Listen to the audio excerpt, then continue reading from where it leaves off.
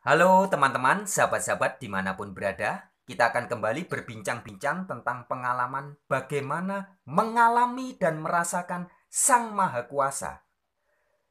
Ada yang menyebutnya Sang Maha Kuasa sebagai Sang Hyang Widiwasa, sumber segala sesuatu. Ada teman yang menyebutnya Dian, ada teman yang menyebutnya sebagai Allah Subhanahu wa Ta'ala. Ada juga yang menyebutnya sebagai Yahweh Elohim atau Sang Maha Ada. Apapun sebutannya. Itu yang sedang kita perbincangkan pada kesempatan ini. Jadi kita berbicara tentang dia. Saya tidak bisa menghadirkan dia kepada Anda, karena setiap orang harus mengalami sendiri dan merasakannya sendiri. Nah sahabat-sahabat, di video kali ini saya akan membagikan kesaksian ini. Jika di video yang kemarin saya memberikan tips bagaimana caranya untuk mengalami dan merasakannya.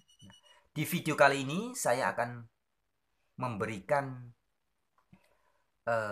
suasananya atau syaratnya bagaimana orang mengalami dan merasakan Sang Maha Pencipta atau Sang Maha Kuasa itu.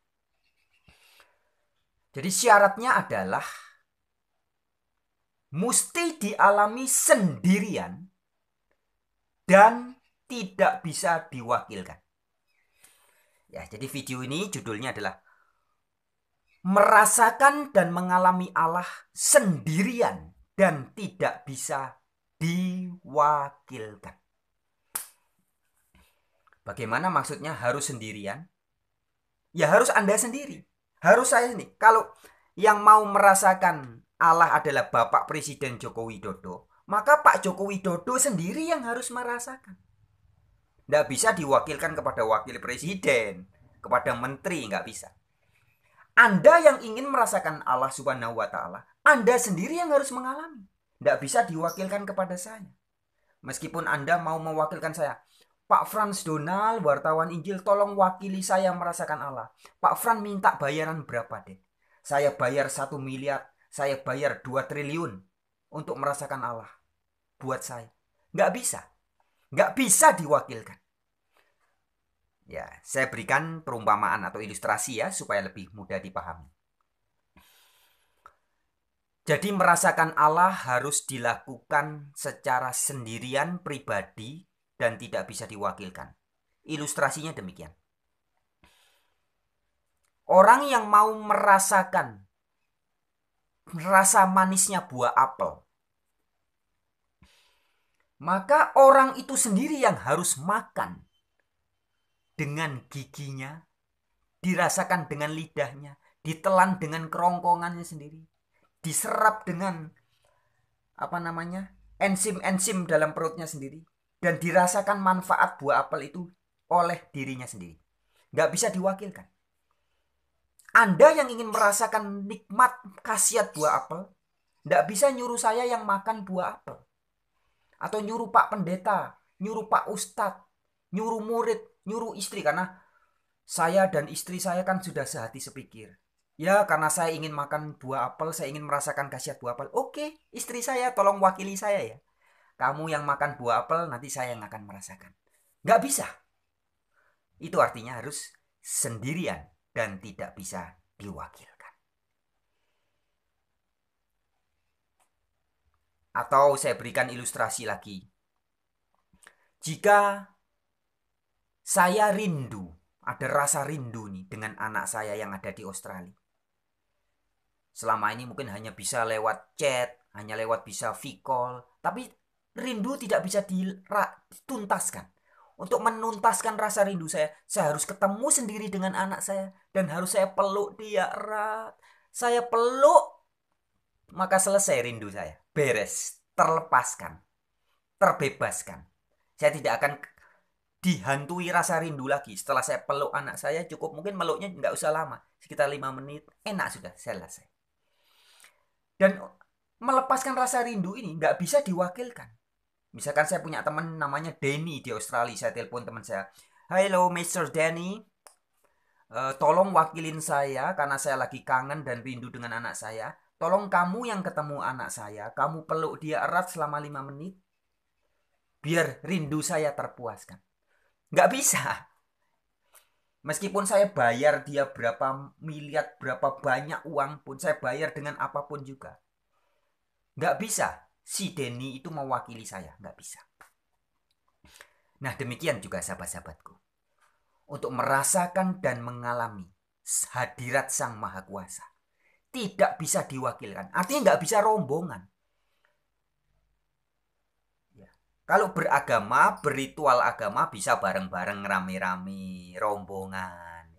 Tapi untuk benar-benar mengalami hadirat Allah, setiap manusia hanya bisa mengalaminya sendirian dan tidak bisa diwakilkan. Baik, saya berikan ilustrasi lagi. Saya kasih ilustrasi tentang rasa ya, karena memang mengalami Allah ini sangat erat dengan rasa. Rasa bukan rasa secara jasmani ya. Jadi bukan rasa hasil pengalaman panca indera, bukan. Allah tidak bisa ditangkap oleh panca indera. Sang Maha Kuasa tidak bisa ditangkap oleh panca indera. Oleh mata kita nggak bisa. Oleh pendengaran kita nggak bisa. Oleh penciuman kita nggak bisa. Oleh indera peraba kita nggak bisa. Oleh lidah kita nggak bisa. Sekali lagi, Sang Maha Kuasa tidak bisa ditangkap oleh panca indera. Nah, panca indera ini adalah ciptaan dari Sang Maha Kuasa. Nah, ciptaan ini tidak bisa menjangkau Sang Pencipta. Nggak bisa. Termasuk pikiran ya, angan-angan, khayalan, imajinasi, pikiran, intelektualitas manusia. Tidak ada yang bisa betul-betul mengalami dan merasakan Sang Maha Pencipta. Secerdas, sejenius apapun manusia, pikirannya tidak akan menjangkau Sang Maha Pencipta. Nggak bisa. Karena bukan ranahnya pikiran. Ya. Nah, bagaimana supaya bisa menjangkau Sang Pencipta? Alatnya bukan pikiran, bukan panca indera. Tapi alatnya adalah, atau perangkatnya yang dipakai adalah roh atau spirit.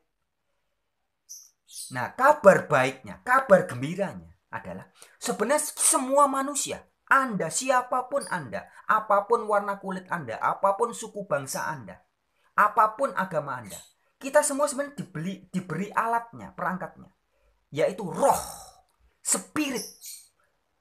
Maka dalam saudara-saudari kita Hindu dikatakan manusia ini sebenarnya adalah percikan, disebut sebagai Atman, percikan dari roh Sang Maha Kuasa.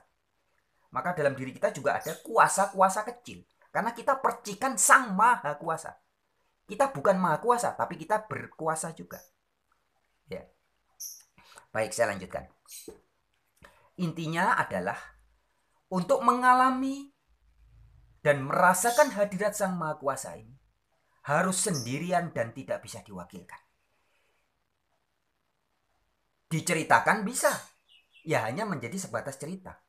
Anda makan buah apel, kemudian cerita ke saya, wah apel tuh rasanya manis, dan saya menghayal manis. Manis itu apakah seperti permen ya? Anda bilang rasanya renyah, renyah saya mikirnya kerupuk. Salah semua. Ketika Sang Maha Kuasa, Sang Maha Pencipta diceritakan dengan kata-kata, dengan teks-teks, dengan kalimat, itu tidak akan ditangkap secara utuh.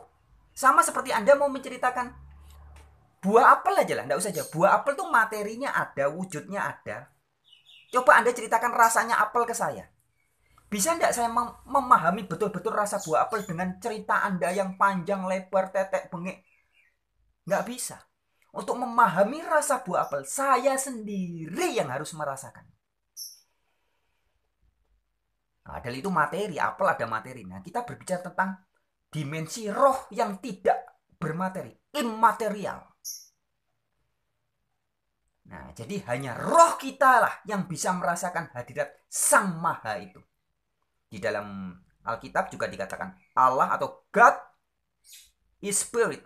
Allah adalah roh. Wujudnya dia adalah roh. Nah, karena dia roh, maka yang bisa menjangkau dia juga roh. Yang bisa merasakan dia juga roh. Nah, jadi sahabat-sahabatku, bagaimana caranya? Kita harus berada dalam kesendirian. Sendiri artinya bukan berarti di sebelah kita tidak ada orang, nggak ada apa, bukan. Tapi artinya ketika Anda makan buah apel tadi, bisa di keramaian. Di tengah keramaian banyak orang, Anda makannya sendirian. Tapi Anda ngerasain sendiri rasanya apel. Nah, demikian juga dengan merasakan hadirat Allah. Kita merasakan sendiri. Maka seperti ketika di dalam kisah para rasul, di dalam Bible dikisahkan ya, ada satu hari para rasul dan para murid-murid Yesus mengalami curahan kuasa Allah. Merasakan hadirat Allah. Dalam suatu ruangan semua orang rame-rame merasakan hadirat Allah. Betul, semuanya merasakan hadirat Allah. Tapi setiap pribadi masing-masing merasakan sendiri. Tidak ada yang diwakilkan. Tidak ada yang, oh saya diwakilkan, istri saya aja yang merasakan. Nggak bisa. Seorang murid, ya guru saya aja yang merasakan. Saya nggak usah, tolong Pak Guru diwakilkan ya. Nggak bisa. Harus sendirian. Jadi mengalami Allah itu harus sendirian. Terasa sendirian. Roh kita koneksi dengan roh Sang Maha Kuasa. Roh kita sendiri. Bukan rohnya anak kita. Bukan rohnya suami kita. Bukan rohnya istri kita. Bukan. Ya, jadi itu artinya tidak bisa diwakilkan. Tidak bisa. Saya kan sekarang hanya bisa bercerita tentang Sang Maha Kuasa. Ini yang saya sampaikan semua tentang. Bukan, saya tidak bisa menghadirkan Sang Maha Kuasa kepada Anda. Nggak bisa. Tapi saya hanya bisa bercerita tentang. Nah, para nabi, Nabi Muhammad, Yesus Kristus, Isa Al-Masih, semua nabi dan orang suci juga hanya bisa bercerita tentang Sang Maha Kuasa. Nah, untuk mengalami Sang Maha Kuasa, orang setiap pribadi harus mengalaminya sendiri. Ya, jadi bisa dibedakan ya, sahabat. Tentang Allah dan Allah itu sendiri. Semua yang disampaikan dalam kitab suci itu adalah kisah tentang Allah, tentang Sang Pencipta, tentang Sang Maha Kuasa. Bukan Sang Maha Kuasa itu sendiri. Sedangkan untuk mengalami Sang Maha Kuasa, setiap pribadi harus mengalaminya secara pribadi, sendirian. Rohnya mengalami sendirian. Dan tidak bisa diwakilkan. Tidak bisa diwakilkan.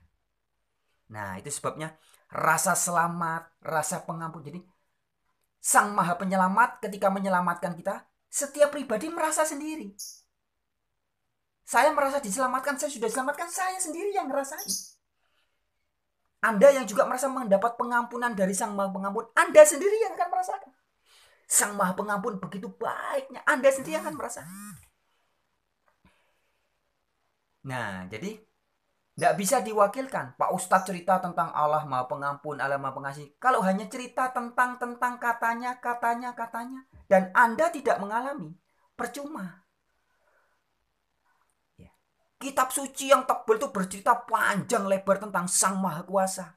Itu kan tentang Allah, tentang God, tentang Tuhan, tentang Dia semua. Tapi kita tidak mengalaminya sendiri. Apa manfaatnya? Apa gunanya? Apa gunanya kita tahu tentang Dia Maha Baik loh? Saya merasakan benar nggak setiap hari kebaikannya? Loh, kalau saya nggak merasakan sendiri, buat apa? Bahkan saya mungkin bisa berteriak-teriak, Allah Maha Besar, Allahu Akbar. Bener nggak? Setiap hari saya merasakan kebesarannya yang wow itu. Kalau enggak apa? Hanya konsep. Kata orang Allah itu Hu Akbar. Kata orang Allah Maha Besar. Kamu sudah merasakan? Belum. Buat apa? Kata orang Allah Maha Pengampun. Kamu sudah merasakan pengampunannya? Belum. Kata orang Allah Maha Pengasih lagi Maha Penyayang. Ar-Rahman Ar-Rahim. Kamu sudah merasakannya? Belum. Buat apa? Sahabat-sahabatku, saya bisa bersaksi begini. Dan Anda bisa mendengarkan. Tapi kesaksian saya dan apa yang Anda dengar tidak akan menjadi sesuatu yang bermakna jika tidak setiap pribadi mengalami sendiri. Saya, sahabat-sahabatku, adalah mantan pendosa bejat. Dan saya betul-betul mengalami pengampunan dan kasih Allah yang luar biasa. Bukan dari kata kitab suci, bukan kata pendeta, bukan kata ulama. Saya mengalami sendiri. Saya tahu Dia maha baik, maha mulia. Kenapa? Saya ngalami sendiri. Tidak diwakilkan oleh kekasih saya, anak saya, orang tua saya. Tidak. Saya mengalami sendiri. Nah, sahabat-sahabatku, ini yang ingin saya bagikan pada kesempatan ini ya. Jadi, semua kebesaran Sang Maha itu, semua pengampunan Sang Maha itu, semua kebaikan Sang Maha itu harus dialami sendirian dan tidak bisa diwakilkan. Oke sahabat-sahabatku, sekian video kali ini. Sampai jumpa di video-video yang lain. Dari saya, wartawan kabar gembira. Kabar baik bagi dunia. Salam.